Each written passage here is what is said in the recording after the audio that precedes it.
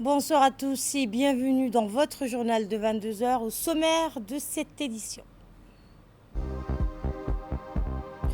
Le chef de l'État de retour au pays après avoir pris part à la cérémonie d'inauguration du grand musée égyptien au Caire. Et à l'Assemblée nationale, les députés se sont réunis en séance publique pour la ratification en seconde lecture de la loi constitutionnelle. Et à l'international, l'ouragan Melissa isole totalement la Jamaïque où l'aide humanitaire se fait toujours attendre. Le chef de l'État, Ismaël Omar Guelleh, est rentré au pays ce dimanche après-midi après avoir pris part à l'inauguration du grand musée d'Égypte au Caire. Le président de la République a participé hier soir à la cérémonie d'ouverture du Grand Musée d'Égypte, un édifice majestueux alliant modernité et héritage pharaonique. Véritable joyeux architectural, le Grand Musée ambitionne de devenir un centre mondial de recherche et de diffusion du savoir sur les civilisations anciennes, abritant des milliers d'artefacts retraçant plusieurs millénaires d'histoire. Construit à proximité des célèbres pyramides de Gizeh, classées au patrimoine mondial de l'UNESCO, le musée contribuera à renforcer le rayonnement culturel et touristique de l'Égypte, moteur essentiel de son économie. Outre le président djiboutien, une soixantaine de chefs d'État et de gouvernement venus du monde entier en préparent à cette inauguration. Vous l'aurez compris, la République d'Égypte, la République arabe d'Égypte a donc célébré hier soir l'inauguration officielle du grand musée égyptien, le plus grand musée au monde consacré à une civilisation. Cet événement d'envergure internationale s'est déroulé en présence du président égyptien Abdel Fattah el-Sisi, entouré de nombreux chefs d'État, rois et dirigeants venus des 4 coins du monde. La cérémonie a réuni 79 délégations officielles, dont 39 dirigées par des rois, des princes et des chefs d'État ou de gouvernement. Une participation exceptionnelle qui témoigne de la reconnaissance internationale du rôle central de l'Égypte dans la préservation du patrimoine culturel et historique mondial. Le président Guelleh a pris part à cette célébration à la tête d'une forte délégation. Sa présence illustre la profondeur des relations fraternelles et historiques entre Djibouti et l'Égypte, ainsi que la volonté commune des deux pays de renforcer leur coopération dans les domaines culturels, patrimonial et du développement. Dans un geste symbolique fort, le président Abdel Fattah el-Sisi a placé la dernière pièce portant le nom Égypte dans le modèle miniature du musée, composé des noms de tous les pays participants, un moment marquant l'ouverture officielle de ce haut lieu de la civilisation universelle. À cette occasion, le musée s'est illuminé dans un spectacle grandiose, tandis que des faisceaux lumineux ont dessiné dans le ciel du Caire des symboles inspirés de l'Égypte antique, offrant aux invités un moment visuel d'une beauté saisissante. Dans son allocution, le président égyptien a salué l'importance historique de ce projet, le qualifiant de nouveau chapitre dans l'histoire du présent et de l'avenir de l'Égypte. Il a exprimé sa profonde gratitude envers le peuple égyptien et les partenaires internationaux, notamment le Japon, pour leur contribution à la réalisation de ce musée monumental. Et enfin, le chef de l'État égyptien a appelé à faire du grand musée égyptien un espace de dialogue, de connaissances et de rencontres entre les civilisations. Retour à Djibouti à l'Assemblée nationale ou sous la présidence du président de l'Assemblée nationale de l'État, Mohamed El-État. La représentation nationale s'est réunie en séance plénière solennelle aujourd'hui, conformément aux dispositions de l'article 91 de la Constitution et du titre 5 du règlement intérieur pour protéger à la ratification en seconde lecture de la loi constitutionnelle numéro 1 de l'année 2025 de la 9e législature portant révision partielle de la Constitution. Cette séance, marquée par la solennité et la rigueur propre aux grandes étapes évolutives de la vie institutionnelle, s'est tenue en présence du Premier ministre Abdelkader Kamel Mohamed et des membres du gouvernement. En préambule aux travaux, le président de l'Assemblée nationale a procédé à l'accueil du député suppléant Mohamed Hassan Moussé, appelé à siéger après avoir prêté serment conformément au texte. Poursuivant l'ordre du jour, le président de l'État, Mohamed El-État, a rappelé l'objet de la convocation. Il s'agissait de procéder à la ratification en seconde lecture de la révision constitutionnelle, faisant suite à l'approbation initiale de la séance du 26 octobre dernier. Cette phase procédurale intervenait en application de la décision du président de la République du 27 octobre 2025, déterminant que la ratification de la révision constitutionnelle serait effectuée par la représentation nationale conformément aux prescriptions constitutionnelles. Le député Abdi Issa Boulaleh, rapporteur de la commission de la législation de l'administration générale des droits humains, a ensuite présenté le rapport de fond, revenant en détail sur les motivations, l'architecture juridique et les implications institutionnelles de la réforme. Vous l'entendrez, ce rapport fondé sur un travail méthodique et concerté a rappelé l'importance du texte dans la consolidation de l'état de droit, le renforcement du fonctionnement des institutions et l'adaptation de la gouvernance nationale aux évolutions du contexte politique et démocratique. Les présidents de groupes parlementaires ont ensuite été invités tour à tour à prendre la parole. Les députés Abdelrahman Awale Yassine, président du groupe RPP, et Ougoure Kifle Hamad, président du groupe FRUD, ont tous deux salué l'esprit de consensus constructif qui a guidé l'ensemble des travaux préparatoires, rendant hommage à la rigueur méthodologique et à l'écoute réciproque ayant permis d'aboutir à une réforme consolidant la cohésion nationale et accompagnant l'évolution des aspirations citoyennes. Dans un esprit républicain, la députée Ilaya Ismaël Guedi, présidente du groupe UDJ et chef de file de l'opposition, a rappelé l'impératif d'une constitution vivante, constamment adaptée aux attentes démocratiques du peuple. Et le président de l'Assemblée nationale de l'État, Mohamed El-État, a accueilli le député suppléant Mohamed Hassan Moussé avant d'ouvrir la séance consacrée à la seconde lecture de la révision constitutionnelle. Permettez-moi, au nom de la représentation nationale, d'accueillir le député suppléant Mohamed Hassan Moussé sur les bancs de l'hémicycle.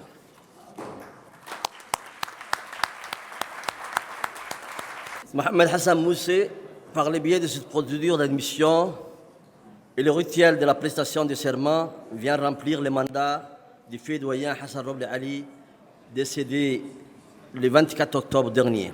À travers une correspondance 054 PR du 27 octobre 2025, le président de la République nous informe de son option dans les termes suivants. Je dis, au regard des garanties procédurales rappelées dans votre courrier, notamment le respect des droits positifs et du règlement intérieur de l'Assemblée, je vous informe que j'agrée pour une ratification solennelle devant la représentation nationale.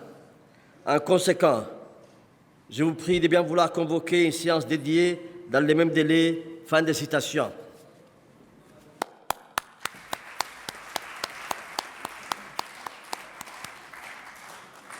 Les règles étant précisées pour la raison de notre assise, je tiens, en vue d'aborder le vif du sujet, à détailler les stipulations juridiques à observer durant la séance. Au cours de cette seconde lecture, certaines conditions particulières doivent être respectées. Tout d'abord, la présence d'une majorité qualifiée de députés, à savoir 2/3 des membres de l'Assemblée. Ensuite, le scrutin public qui appelle de ma part quelques explications que je vous fournirai plus tard. Enfin, il y a lieu de rappeler qu'aucun amendement n'est recevable ni autorisé à cette étape. Et par la suite, les présidents du groupe parlementaire Abdelrahman Awale Yassine du RPP et Ougoure Kifle Hamad du FRUD ont salué l'esprit de consensus constructif. On les écoute.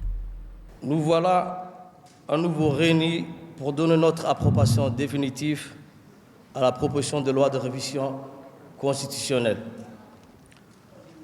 Cette séance solennelle sera marquée dans les annales de l'histoire de notre pays. En effet, majorité et opposition se sont unis pour célébrer l'unité et l'esprit de la cohésion porté par la conscience populaire. Mesdames et messieurs, les parlementaires que nous sommes ont un rôle crucial à jouer. En contact permanent avec le peuple, engagés sur le terrain, nous sommes les traits d'union entre nos concitoyens et l'exécutif. Ce rôle d'intermédiaire nous permet de tisser des liens et préserver une communication pérenne avec nos militants de base et nos sympathisants. À ce propos, en ma qualité de militant chevronné, de parlementaire et de président de groupe parlementaire RPP, je tiens à renouveler notre soutien appuyé sur notre idéologie commune. Cette révision traduit l'expression d'une politique soucieuse d'instaurer un équilibre institutionnel renforcé et dépoussiéré. En effet, je peux affirmer avec force et conviction que le vote d'aujourd'hui émane d'un choix éclairé, abouti et assumé par l'ensemble de la classe politique.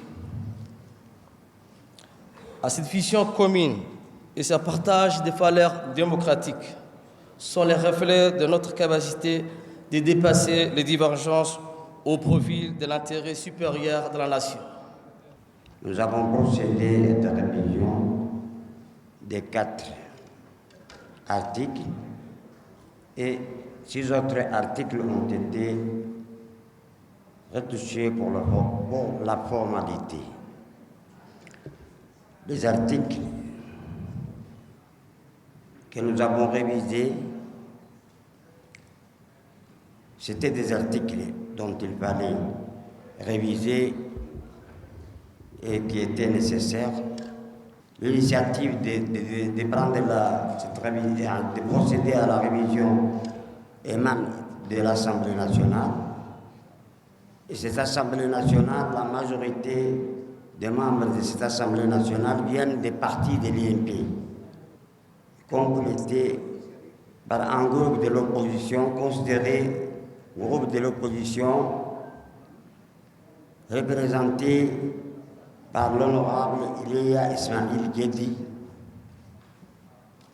Et les parlementaires ont rejoint les autres parlementaires de l'UMP ici présents pour procéder et pour valider cette révision à nos côtés.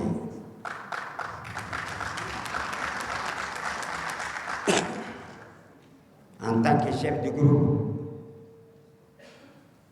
groupe d'IFRID, président du groupe d'IFRID,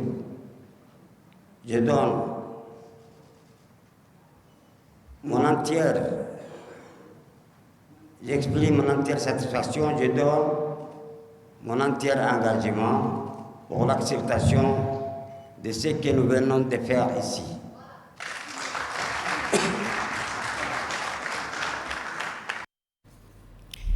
Et Mme Ilia Ismail Guedi, présidente du groupe UDJ et chef de file de l'opposition, a souligné l'importance d'une constitution vivante, constamment adaptée aux attentes démocratiques du peuple. Et par la suite, le président du PND s'est également exprimé.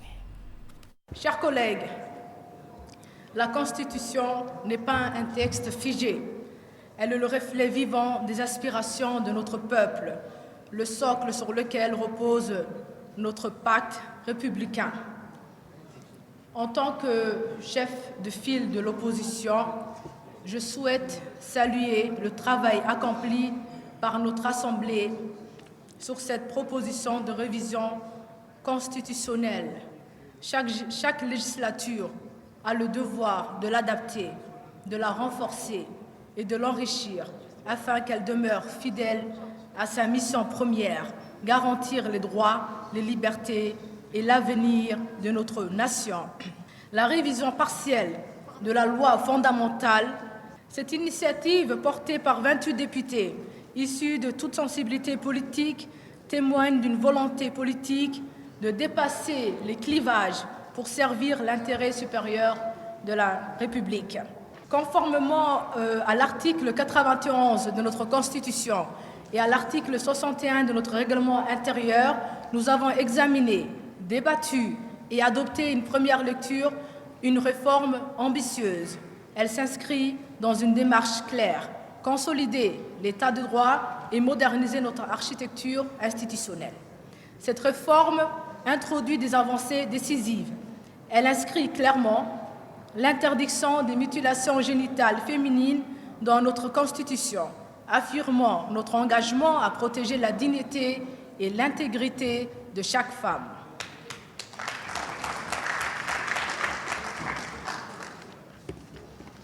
Elle adapte les conditions d'accès à la magistrature suprême par des critères précis et transparents, renforçant la confiance des citoyens dans nos institutions et dans le processus électoral. Il garantit que les candidats proposés répondent aux exigences et attentes des Djiboutiens. Aujourd'hui, en ce 2 novembre 2025, il nous revient de franchir une nouvelle étape. Après l'adoption en première lecture, il est temps de donner corps aux aspirations de nos compatriotes et de parachever ce chantier essentiel du renforcement institutionnel. Sur l'ensemble de ces points, l'opposition constate que cette révision répond aux besoins du pays. Une loi, comme une constitution, doit évoluer avec le contexte national, refléter la volonté du peuple. Nous apportons donc notre soutien à ce texte en reconnaissant qu'il s'inscrit dans cette logique d'évolution et de continuité institutionnelle. Donc, je vous invite, mes chers collègues, avec conviction et sans réserve, à soutenir cette réforme. Ensemble, écrivons une nouvelle page de notre histoire commune. Je vous remercie. Voici donc venu en ce 2 novembre 2025, en séance publique, le grand et solennel moment de la ratification de la révision partielle de la Constitution adoptée le 26 octobre dernier par l'Assemblée nationale. Le moment de vérité est venu, celui où nous devons regarder les Djiboutiens en face et leur dire avec franchise ce que nous décidons et ce que nous engageons pour demain. Il est à noter que dans un contexte de transformation socio-économique, comportementale et environnementale, le changement de la vie d'une société suit l'évolution des idées et des systèmes de valeurs. C'est dans cet esprit que notre Constitution doit être flexible afin qu'elle puisse suivre les inévitables mutations qui s'imposent à notre société. En clair, notre Constitution est le reflet vivant de notre peuple, donc nécessairement évolutif, puisque toute loi a vocation à évoluer. C'est pourquoi son leadership, l'honorable Dileta Mohamed Dileta, président de l'Assemblée nationale, la représentation nationale, fidèle au mandat qui lui a été donné par le peuple djiboutien, a jugé nécessaire d'initier cette proposition de loi portant révision constitutionnelle que l'Assemblée nationale a jugé crucial de donner au pays une capacité à y faire face en misant sur la nécessité d'une continuité sereine et fédératrice. En plus, c'est par conviction et non par intérêt partisan que cette proposition de loi a vu le jour afin de continuer à servir le progrès du pays et rendre l'impossible possible. Oui, mes chers collègues, derrière cette proposition nous n'avons qu'une seule boussole, l'intérêt supérieur du pays et le bien-être de nos compatriotes.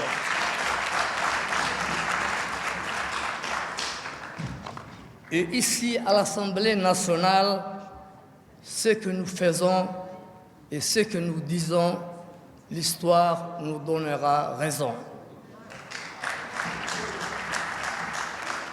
Aujourd'hui, la ratification de cette révision constitutionnelle est le reflet du bon sens et surtout le sens de la responsabilité qui nous anime toutes et tous.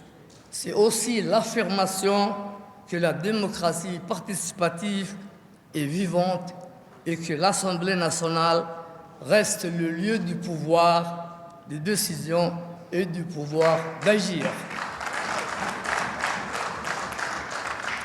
Enfin, nous sommes toutes et tous attachés à la République. Ce faisant, je vous exhorte solennellement à ratifier en faveur de cette révision constitutionnelle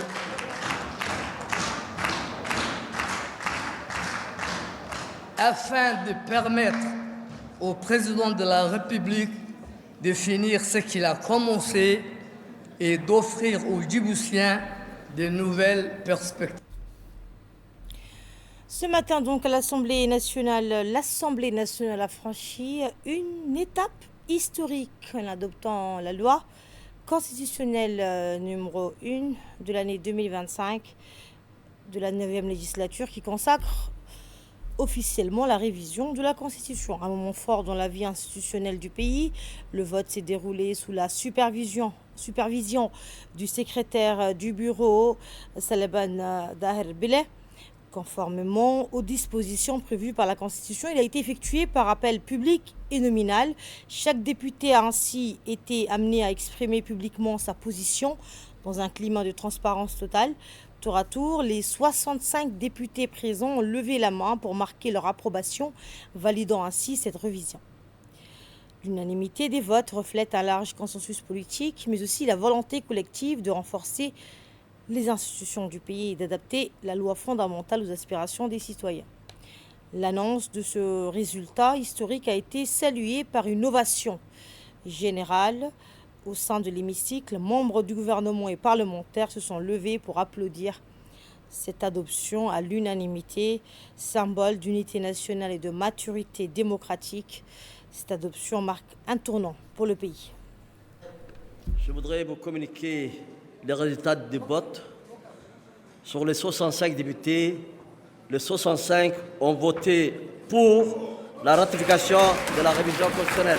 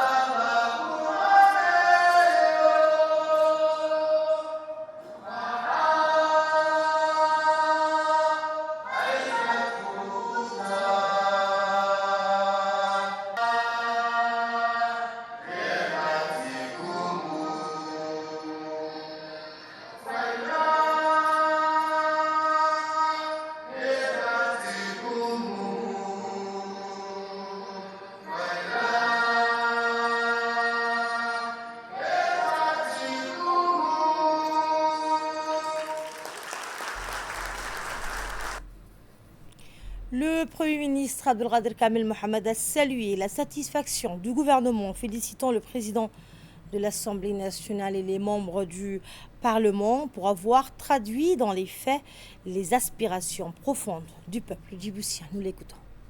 Monsieur le Président de l'Assemblée nationale, Mesdames et Messieurs les membres du gouvernement,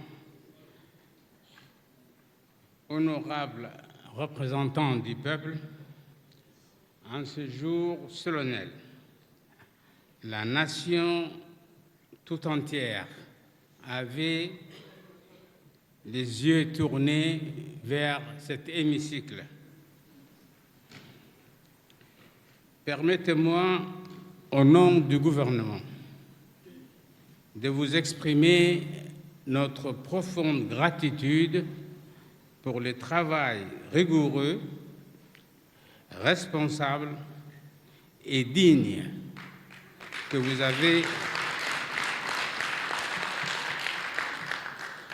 avez accompli tout au long de l'examen de ce projet de révision constitutionnelle.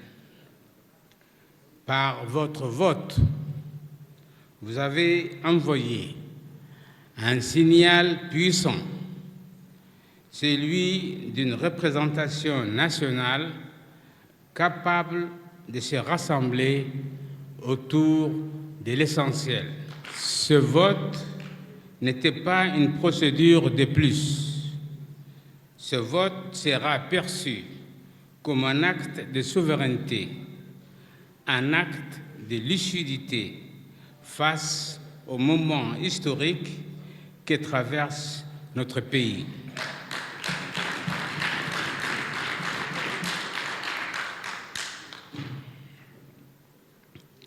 Dans un monde où les certitudes chancellent, où les équilibres se fragilisent, où des régions entières s'embrasent, les nations qui prospèrent sont celles qui savent anticiper, moderniser leurs institutions et consolider les fondements de leur stabilité. Chers parlementaires, en adoptant ce texte, vous avez inscrit Djibouti dans le long fil de son histoire républicaine. Les dispositions que vous avez approuvées contribuent à adapter notre architecture institutionnelle aux défis de demain, à renforcer la transparence publique, à affirmer l'exigence des responsabilités budgétaires et à créer une Cour constitutionnelle garante de l'équilibre des pouvoirs et protectrice de nos libertés fondamentales. Certaines de ces dispositions affirment également au premier rang de nos valeurs la protection de l'intégrité de la personne humaine, l'inscription dans notre loi fondamentale de l'interdiction des mutilations. Et poursuivant son discours, le Premier ministre a rappelé que cette révision s'inscrit dans une continuité, dans une dynamique de continuité républicaine, de stabilité politique et de consolidation de l'état de droit. Réécoutons le Premier ministre. Par votre vote, chers parlementaires, vous avez entendu cet appel. Vous avez démontré votre maturité politique et a eu la clairvoyance d'anticiper la volonté du peuple djiboutien.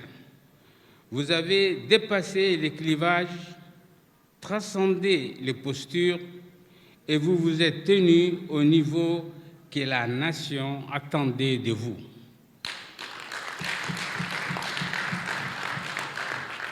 Aujourd'hui, vous avez confirmé, ancré, scellé cette stabilité républicaine que tant de peuples nous envient. Vous avez garanti l'équilibre institutionnel, la transparence et la responsabilité dans la gestion des finances de l'État. Vous avez affirmé que la protection de l'intégrité humaine est une valeur constitutionnelle. Vous avez choisi d'avancer plutôt que de reculer, de construire plutôt que de suspendre, de préserver plutôt que de fragiliser. Je veux en outre adresser un hommage appuyé au président de l'Assemblée nationale,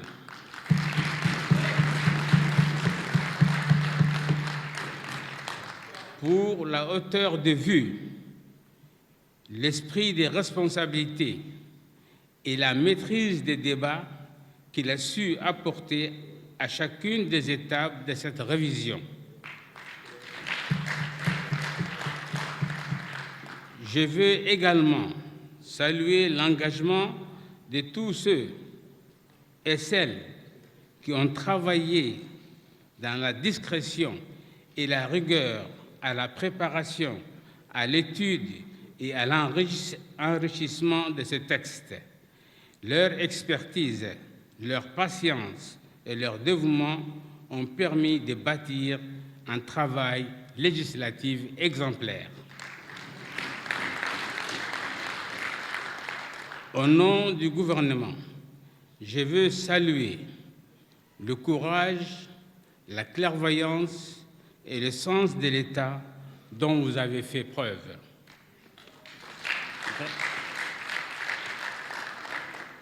Grâce à votre engagement, Djibouti continue de se développer dans l'ordre et la paix. Grâce à votre vote, nos institutions demeurent un rempart contre l'incertitude. Grâce à votre sens des responsabilités, notre République demeure forte, unie, souveraine et protectrice de ses enfants. Chers parlementaires, la nation vous adresse sa reconnaissance.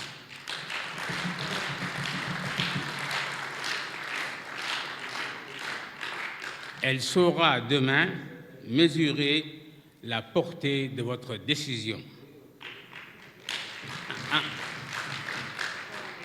En ce jour, affirmons avec fermeté, Djibouti se tient debout, modernisé, fidèle à ses valeurs, résolument tourné vers l'avenir. Je vous remercie. Et dans son allocution de clôture, le président de l'Assemblée nationale de l'État, Mohamed El Etta, a qualifié cette journée d'historique pour la République de Djibouti. Nous l'écoutons. Merci, Excellence, Monsieur le Premier ministre. Pour moi, pour la représentation nationale que j'ai le privilège de présider, et pour mes collègues parlementaires, permettez-moi de vous dire l'immense bonheur que nous éprouvons, les députés et moi-même, en cet instant où l'Assemblée nationale vient de poser les derniers jalons d'une œuvre significative entamée pour renforcer le système institutionnel national. Pour concrétiser, à travers l'instrument constitutionnel, l'aspiration parlementaire de consolider les avancées acquises de notre République.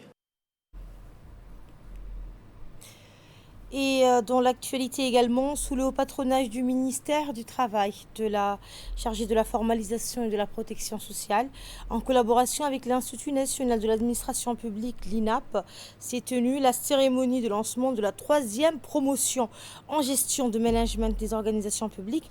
Cette formation, d'une durée de 8 mois, s'adresse aux cadres de l'administration publique. Elle a pour objectif de renforcer leurs compétences dans divers domaines liés à l'action publique, notamment la conduite de projets et le management des organisations publiques. La cérémonie s'est déroulée en présence du secrétaire général du ministère du Travail, du directeur général de l'INAP, ainsi que des hauts responsables issus de plusieurs ministères et des formateurs. L'objectif principal de cette 3e promotion est de renforcer les capacités techniques et managériales des cadres de la formation publique afin d'améliorer le pilotage et l'efficacité des organisations publiques. La cérémonie a également été marquée par la remise des certificats aux lauréats de la première promotion en gestion et management des organisations publiques avant de se conclure par la photo de famille. Écoutez le président de l'association. Grâce à cette coopération fructueuse, nous avons pu former une génération de cadres publics capables de comprendre, de planifier et de piloter les politiques publiques avec rigueur, responsabilité et vision stratégique. Écoutons à présent le mot de la conseillère de l'ambassade de France à Djibouti. Déterminé à renforcer les capacités des cadres de l'administration publique, lance aujourd'hui la 3e promotion de ce programme de formation GEMOP, devenu aujourd'hui GEMOP Act. Conçu pour répondre aux exigences du développement durable et de la gestion axée sur le résultat dans le secteur public, le programme met un accent particulier sur l'optimisation de la gestion des ressources à l'échelle nationale et régionale. Il constitue une réponse stratégique aux défis rencontrés par les cadres, notamment dans les domaines cruciaux de la planification, de la coordination de l'action gouvernementale, ainsi que de la mise en œuvre et du suivi de projets vitaux pour le soutien de la croissance économique et sociale du pays. Ce programme, développé en partenariat avec l'IRA de Lille, vise également à développer une compréhension approfondie des techniques de management modernes et des meilleures pratiques internationales en gestion de projets. Et prenons la parole à son tour, le secrétaire général du ministère du Travail a salué cette initiative qui contribue à la professionnalisation et à la modernisation de l'administration publique. Nous l'écoutons. Cette formation s'inscrit dans la dynamique de modernisation et de professionnalisation de l'administration publique initiée par le gouvernement et confiée au ministère du Travail. Elle vise à renforcer les compétences des cadres et agents publics afin d'améliorer la performance, la transparence et la qualité du service rendu aux citoyens. La formation GENOP a pour objectif de permettre aux cadres de mieux comprendre les mécanismes de gestion des organisations publiques, d'adopter une approche axée sur la performance et la responsabilité, de renforcer leur capacité de planification en prise de décision et en suivi-évaluation, de promouvoir un leadership fondé sur l'éthique et la responsabilité et la culture du résultat. Chers participants, je vous invite à tirer le meilleur profit de cette formation et à vous l'approprier pleinement. Je salue le travail remarquable accompli par le comité d'organisation qui a su, avec rigueur et professionnalisme, mettre en place toutes les conditions nécessaires à la réussite de cette cérémonie. Et je vous l'annonçais en titre, la Jamaïque coupée du monde, l'aide tarde à arriver, l'ouragan Mélissa de catégorie 5 a dévasté le sud-ouest de la Jamaïque avec des vents atteignant 295 km/h, détruisant jusqu'à 90% des bâtiments et causant au moins 19 morts dans le pays.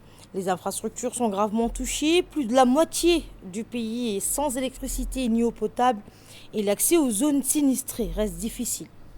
Les secours s'organisent lentement tandis que les habitants de Black River tentent de survivre dans des conditions précaires au milieu des débris et des inondations. C'était votre édition de 22h. Merci de nous avoir suivis.